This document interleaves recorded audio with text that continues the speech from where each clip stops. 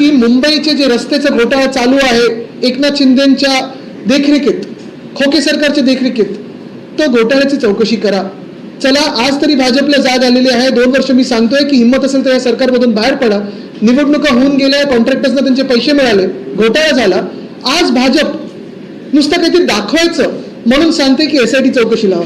माझी मागणी ही राहील की SIT पेक्षा सरळ सरळ एक EOWची चौकशी लावा. पाहिजे तर आमच्या आमदारांचं एक पथक बनवा, पत्रकारांना त्याच्यात असू द्या, काही टेक्निशियनना त्याच्यात असू.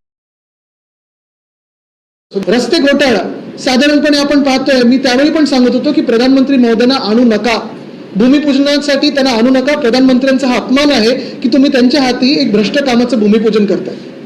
दुर्दैव असं की त्यावेळी एकनाथ शिंदेच्या नादात असेल किंवा काही असेल, काय झालं,